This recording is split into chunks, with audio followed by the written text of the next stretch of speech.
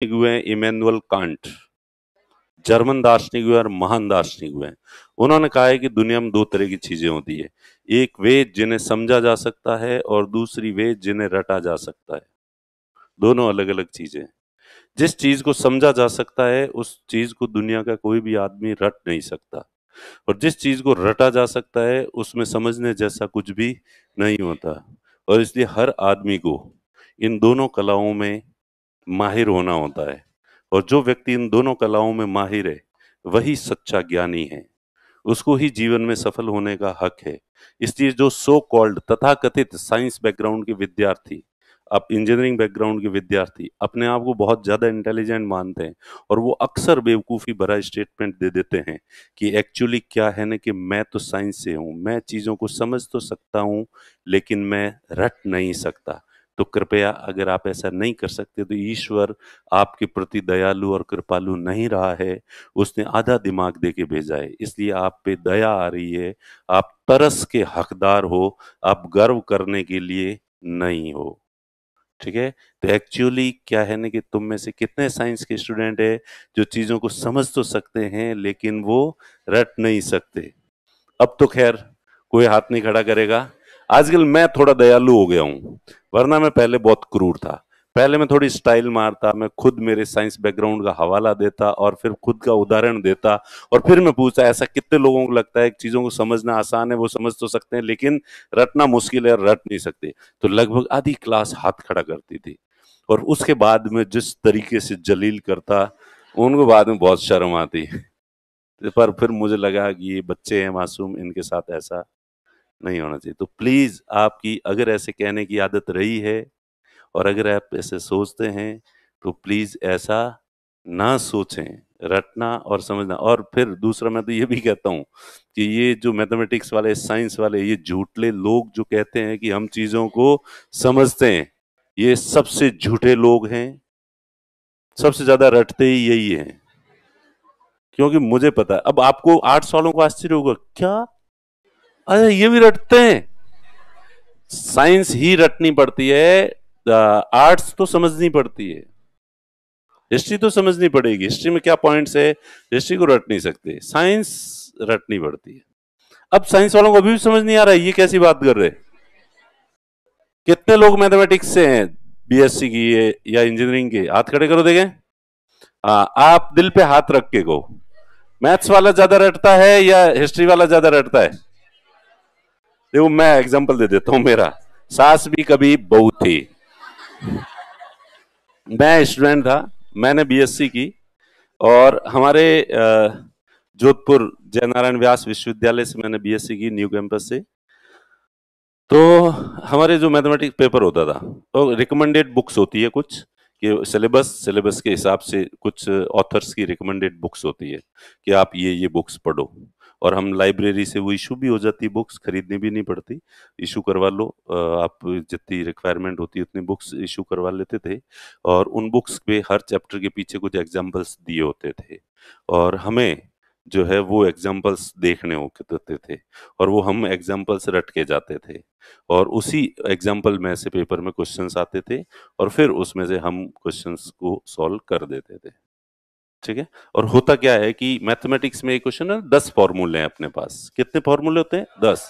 अब एक क्वेश्चन है, एक स्टेज पे फॉर्मूला लगेगा, फिर इस स्टेज पे फॉर्मूला लगेगा, और फिर इस स्टेज पे फॉर्मूला लगेगा। अब अगर मैथमेटिक्स के स्टूडेंट समझते हैं, प्रोबेबिलिटी लगाओ कि 10 फॉर्मूले अपने पास है, अब 10 में से कौन सा यहां लगेगा, कौन सा यहां लगेगा, और कौन सा यहां लगेगा। कितनी बार आप लगाओगे अपने हिसाब से, तो वो सही इक्वेशन बैठेगी और फाइनल आंसर जो है वो आएगा। इसलिए आपको पहले से पता होना चाहिए कि इस स्टेज पे ये क्वेश्चन देखा हुआ है, इस स्टेज पे ये फॉर्मूला लगा था। हाँ, जोड़ बाकी गुणा भाग कर खुद करना पड़ता है, ऐसे नंबर्स कोई नहीं रटता। ठीक है, नंबर्स रटे भी नहीं जा सकते थे, इसलिए जोड़ बाकी गुणा भाग खुद करना होता है। लेकिन उस क्वेश्चन के किस स्टेज पे कौन सा फॉर्मूला लगेगा, ये 3 चीजें पहले से पता होती थी तो ही हो सकता है। अदरवाइज इतनी प्रोबेबिलिटीज बनती है कि आप 5 साल तक या 5 दिन तक, 5 साल थोड़ा ज्यादा हो गया, 5 दिन तक बैठ के एक क्वेश्चन सॉल्व कर सकते हो। ठीक है, इसलिए ये मैं और वो 7 दिन का गैप देते थे और उस 7 दिन में यही काम करते थे जो एग्जाम्पल्स हैं पीछे। और पेन पेपर की जरूरत नहीं होती, मैं तो ये लेके बैठता था, अरे यहाँ पे ये फॉर्मूला है, यहाँ ये, यहाँ ये, यहाँ ये, अगले सवाल में ये ऐसे 50 60 100 सवाल होते थे जो देख लेते थे, अंदाज ही रखना होता था कि भाई हाँ। और फिर एक आधा कोई मिस होता तो फिर वो 2 फॉर्मूलों में से एडजस्ट भी कर लेते, इससे नहीं आ रहा तो उससे आंसर आ जाएगा। फिर एक बार हमारे साथ चोट हो गई, एक पेपर ऐसा आया जैसे पेपर सेट करने वाले ने, वो हमारी रिकमेंडेड बुक्स थी उसमें से एक भी एग्जाम सवाल नहीं दिया जो हम याद करके गए थे। फिर मुझे उससे पहले मुझे लगता था कि मैं अकेला रट के जाता हूं, बाकी सब तो पढ़ के जाते हैं। और उस दिन पता चला जो मेरे तो 50% ही बनते थे, मेरे ज्यादा बनते भी नहीं थे, कि मैं इतने ही याद करके जाता था कि अपना काम निकल जाए। और हालांकि 50% ही मेरे इसलिए बनते थे कि मैं प्रैक्टिकल में कभी गया नहीं, तो प्रैक्टिकल में उन्होंने मुझे 50 में से 18 ही देते थे, तो थोड़े बहुत थ्योरी में मैं ज्यादा लाता था, प्रैक्टिकल वापस मेरे परसेंटेज डाउन कर देते थे। तो मैं मेरे टीचर्स का इतना ज्यादा प्रिय रहा नहीं शायद, तो उन्होंने मुझे कभी प्रैक्टिकल में दिए नहीं नंबर। तो उस दिन मुझे लगा कि सब नील बट्टा सन्नाटा, पूरी क्लास की कॉपीज खाली। अब टीचर आके माथा फोड़े, कुछ तो लिखो। हम के कुछ, ये मैथमेटिक्स है, हिस्ट्री हो तो गांव की रामायण लिख दें, उल्टे सीधे लिख दें, मैथमेटिक्स में क्या कुछ भी लिख दो। अरे तो कि तुम कुछ भी लिखो, पर कॉपी में कुछ न कुछ तो लिखो, क्योंकि अगले जो टीचर जिन्होंने पढ़ाया उनकी भी तो बेइज्जती होती है ना, कि उनके होनहार विद्यार्थी कैसे। फिर तो भला हो, बाकी तो कॉपी कई बार बाहर भी चली जाती थी, पर यूनिवर्सिटी प्रशासन ने डिसीजन लिया कि अगर इस पेपर की कॉपी बाहर भेजी तो अपने पूरे विश्वविद्यालय की जो बेइज्जती होनी है, इसलिए उन्होंने कॉपीज वहीं रखी। और भला हो हमारे एक सेट्टी सर थे, अब शायद रिटायर हो गए होंगे वो, या पता नहीं अब भी हैं वहां पे या नहीं है। अभी न्यूली कोई जोधपुर न्यू कैंपस से बीएससी करके आया हुआ है क्या तुम में से? एक दो, हाँ, तो वो जानते हो भाई, सेट्टी सर है जो है, रिटायर हो गए। भला हो। और आपको जान के ये आश्चर्य होगा, मेरे जिंदगी में पहली बार सबसे ज्यादा नंबर उसी पेपर में आए। अब टीचर जो है ना, वो डिसाइड नहीं कर पाया कि कौन ज्यादा होशियार है और कौन कम होशियार, क्योंकि सबकी कॉपी खाली थी। बाकी तो कॉपी में ही अंदाज लग जाता है कि ये थोड़ा ज्यादा होशियार है तो इसको ज्यादा दे दो, ये कम होशियार है तो इसको कम दे दो। वहां थोड़ा उनको कंफ्यूजन हो गया, पता नहीं कौन ज्यादा है और कौन कम है, इसलिए कम वालों के तो आगे ज्यादा, ज्यादा वालों के आगे कम। तो ऐसे वैसे थे वो, तो कैसे कैसे हो गए और कैसे कैसे थे वो, तो इसलिए 70 में से 65 नंबर दे दिए मुझे। इसलिए मुझे ये पूरा घटनाक्रम जो है और याद है। अरे भाई कुछ दिख थोड़ी रहा हूँ, रोड़ा हो गई एक तो तुम। देखो सच सच सच बताया मैंने। तो इसलिए ये मैथमेटिक्स वालों से अंतरात्मा से पूछ लो, ये रटते हैं, और इसलिए सबसे ज्यादा रटने में माहिर भी यही होते हैं। नहीं, तुम्हारे मैथमेटिक्स से अच्छा, इसमें तो देखो कुछ बहुत ज्यादा इंटेलिजेंट है, उनका मुझे नहीं पता, इनका ईगो हर्ट हो रहा है कि ये क्या बात हो गई। ठीक है, तो दी हम मेरे तो परसेंटेज ही कम थे इसलिए।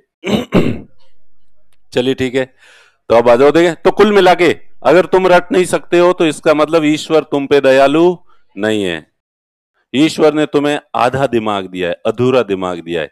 तो समझने के लिए भी आपके पास कुछ फैक्ट्स चाहिए, जो फैक्ट्स होंगे तभी आप चीजों को समझ पाएंगे। इसलिए रटना अपने आप में कोई बुराई नहीं है, रटना एक कला है, हुनर है। और आरएस की परीक्षा में समझने वाले की बजाय रटने वाले का पलड़ा थोड़ा भारी रहता है, इसलिए ध्यान रखना। आरएस बनना है तो अपने रटने वाली विद्या को थोड़ा और परिष्कृत करना। ठीक है, अब जैसे अब हिस्ट्री भी है, भारत छोड़ो आंदोलन के कारण क्या थे? 10 कारण थे। ठीक है, नरसिम्हन कमेटी की रिकमेंडेशन है, चीजें सब समझ में आ गई। डीआरटी स्थापित होना चाहिए। डीआरटी क्या होता है तुम्हें पता है? Credit information bureau of India limited स्थापित होना चाहिए। ये credit information bureau of India क्या है ये तुम्हें पता है। सरफाइसी एक्ट है। लेकिन ये जो 10 पॉइंट है ये याद तो आने चाहिए ना, एग्जाम में समझे हुए तो सब हैं, लेकिन लिखते समय याद, याद कब आएंगे? जब समझे हुए क्या मतलब है? तुम्हारे सामने आए तो हाँ इसका मतलब पता है, इसका मतलब पता है, इसका मतलब पता है, पर के 10 पॉइंट लिखो देखें, याद तो नहीं आ रहा है। एग्जाम में तो ये वही लिखोगे जो तुम्हें याद आ रहा है, और याद आ रहा कब याद आएगा? जब तुम्हें, और उसी को रटना कहते हैं। जो 10 पॉइंट याद है ना, उसी को क्या रटे कैसे?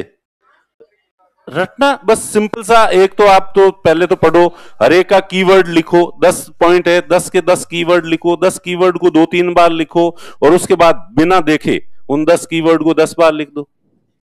ठीक है, और एक कीवर्ड याद है, कीवर्ड के पीछे पूरा सेंटेंस अपने आप याद रहता है। ठीक है, तो अब जो है कि एनपीए को रिकवर करने का क्या उपाय है? तो पहला वाला डीआरटी, सिर्फ डीआरटी लिख दिया, समझ आ गया। दूसरा सिबिल, सिबिल लिख दिया, समझ आ गया। तीसरा सरफाइसी एक्ट। चौथा इंसॉल्वेंसी एंड बैंक्रप्सी कोड। तो ये प्रॉपर पॉइंट है, और इनको 4-5 बार लिख दो, फिर इसके अंदर क्या चीज है वो अपने आप आपको जो है वो याद आ जाएगी। और 4-4 5-5 बार, वो मैंने आपको कहा सुबह उठते ही 5 मिनट या 15 मिनट रिकॉल करो कल क्या पढ़ा, सिर्फ एक दिन का। शाम को खाना खाने के बाद आधे घंटे या 1 घंटे तक टहलो, और टहलते हुए आज क्या पढ़ा है, कल क्या पढ़ा था, परसों क्या पढ़ा था, तरसों, उल्टा जाना है। ठीक है, कैसे जाना है? ऐसे नहीं कि पहले जाना है। और ये बौद्धों का मेडिटेशन मेथड है, ये भी बताया था या नहीं बताया मैंने? लो, वैसे बौद्धों के मेडिटेशन के मेथड सबसे ज्यादा बौद्धों ने दिए, और उन्होंने बहुत प्रैक्टिकल टाइप के मेडिटेशन के मेथड दिए, बहुत व्यवहारिक टाइप के। तो उनमें सबसे बेहतरीनतम जो मेथड है, जो मुझे पसंद है, वो यही है। वो कहते हैं कि आप पद्मासन की स्थिति में बैठ जाओ, और बैठ के उल्टे चलो। जस्ट बैठने से पहले आपने क्या काम किया था, उससे पहले क्या काम किया था, फिर उससे पहले क्या किया था, तो उल्टे चलो। वैसे बौद्धों की पूरी फिलॉसफी उल्टी है, बौद्धों की पूरी फिलॉसफी के डेप्थ में अपन नहीं जाएंगे। पर बाकी लोग जैसी बात करते हैं, बौद्ध हर चीज का उल्टा बात करते हैं, उनका पूरा उल्टे तरीके से चलते हैं वो लोग। तो इसलिए वो अपन दिनचर्या देखते हैं तो सुबह से चलना शुरू करते हैं, सुबह ये किया, फिर ये किया, फिर ये किया, फिर ये किया। बौद्ध अगर अपनी दिनचर्या लिखेगा तो जस्ट लिखने से पहले मैंने ये किया था, इससे पहले ये किया था, इससे पहले ये किया था, इससे पहले ये किया था, यूं जाते हैं वो। और बौद्धों का ऐसा मानना है कि अगर आप सही तरीके से मेडिटेशन लगा के और इस तरह से पीछे जाते जाओ कि उससे पहले क्या किया था, उससे पहले क्या किया था, तो आपको बचपन की बातें भी याद आ जाएगी। और इससे भी ज्यादा अगर आप एकाग्र होके अगर ऐसा करो तो आप पिछले जन्म में जा सकते हो। ठीक है, ऐसा बौद्ध मानते हैं। अपने नहीं जाना पिछले जन्म में, अपने नहीं जाना बचपन में, अपने तो बस जिस दिन से कोचिंग शुरू की थी वहां तक जाना है। और इतनी सिद्धि तो तुम हासिल करी, इतने गए बीते नहीं हो तुम। ठीक है, तो उसी से प्रेरित है मेरा ये जो तरीका है कि शाम को ऐसे टहलो, और आज क्या पढ़ा था, कल क्या पढ़ा था, 2 दिन पहले क्या पढ़ा था, 3 दिन पहले क्या पढ़ा था, 4 दिन। तो इस तरह से आज जो पढ़ी हुई चीज इसको 10 दिन तक याद करोगे, रिवाइज करोगे। और एक चीज जो पढ़ी हुई है 10 दिन तक रिवाइज करोगे तो वो परमानेंट मेमोरी में चली जाएगी। आप अपन एक दिन में लाखों बातें सुनते हैं और देखते हैं। ठीक है, सारी चीजें हमें याद नहीं रहती, उसमें से केवल 3% बातें हमें याद रहती है। 3% भी मैं ज्यादा कह रहा हूं एक दिन में। और एक दिन में ओवरऑल आप जो देखते हो ना, उसकी 3% के करीब, 97% सेम डे आप भूल जाते हो। और 3% में से भी अगले दिन वापस 2% ही याद रहेगी। उससे अगले दिन यूं करते करते 10 दिन बाद 0.1% या ऐसी कोई चीज आपको याद रहेगी। अनंत इंफॉर्मेशन पर डे अपन जो है, इन्फिनेटिव इंफॉर्मेशन पर डे लेते हैं अपन। और अपनी हार्ड डिस्क की जो मेमोरी है वो इतनी नहीं है कि अपन सब बातों को याद रख सके। इसलिए हमारा जो सॉफ्टवेयर है वो ऑटो डिलीट करता रहता है, बाय डिफॉल्ट चीजों को हटाता रहता है। और जो बातें बहुत ज्यादा महत्वपूर्ण मानते हैं और जो बार बार अपन रिकॉल करते हैं वो ही रहती है। अदरवाइज हमारा जो सॉफ्टवेयर है वो ऑटो डिलीट मोड में ही चलता है और भूल हटाता जाता हटाता जाता। और चीजों को भूलना ईश्वर के द्वारा दिया गया बहुत बड़ा वरदान है। और इस दुनिया में सबसे सुखी व्यक्ति वही है जो चीजों को बहुत आसानी से और जल्दी भूलता है। ठीक है, वरना अगर चीजें तुम्हें याद रहने लग जाए तो दुख भरी बातें लंबे समय तक याद रहती है। और वो दुख भरी बातें अगर वैसी की वैसी याद रहने लग जाए तो जिस दिन आपके साथ कोई चोट हुई है, पीड़ा हुई है, आपके फैमिली का कोई निकटस्थ मेंबर की डेथ हुई है, या आपके साथ मारपीट हुई है, या आपको किसी ने बहुत अपमानित किया है, और उस समय जितनी आपकी हालत खराब है, और वो बात उतनी ही तीव्रता से एनी टाइम अगर आप पूरी जिंदगी याद रहेगी तो पूरे जिंदगी आप जो है वो एक ट्रॉमा में रहेंगे आप, और बहुत दुखी रहेंगे। इसलिए ईश्वर ने आपको वरदान दिया है कि जा बेटा टेंशन मत ले, ये कोई भी बात, नई बात 9 दिन तौणी खोची 13 दिन, ज्यादा से ज्यादा 13 दिन से ज्यादा तू टेंशन नहीं ले सकता, सब भूलेगा धीरे धीरे। और जो आदमी जल्दी भूलता है वो खुशकिस्मत भी है, वो इतना ही मस्त रहता है, हा हा हा हा हा करता रहता है, क्योंकि वो दुख की बातें जल्दी से भूल जाए। और जिसकी मेमोरी बहुत शार्प है, बहुत याद रहती है, उसको बाकी चीजें, जब पढ़ाई की बातें भी इतनी याद रहती है तो दुख की बातें तो उसको और भी ज्यादा याद रहती है, और वो बहुत घुटता है, पिसता है अंदर ही अंदर। इसलिए अगर किसी को ज्यादा याद नहीं रहता है तो वो थोड़ी देर के लिए मुस्कुराओ, दुनियादारी का सच्चा सुख तुम ही एंजॉय कर रहे हो। और जिसको बहुत ज्यादा चीजें याद रहती है वो कितनी ज्यादा चीजें याद रख लो, जिंदगी में सफल ज्यादा हो जाओ, लेकिन रहेगा वो दुखी ज्यादा। ठीक है, तो कुल मिला के जो भूलते हैं उनको भी निराश होने की जरूरत नहीं है, उनके भी फेवर में कुछ न कुछ तो है ही है। ओके, तो ठीक है, इसलिए भूलना अच्छी बात है, एक सिस्टम है ह्यूमन बॉडी का, लेकिन उस सिस्टम पे विजय प्राप्त करनी है अपने को, कि अपने उसको बार बार रिकॉल करना है। जिस चीज को बार बार रिकॉल करोगे वो आप नहीं भूलोगे। ओके, हाँ बोलो।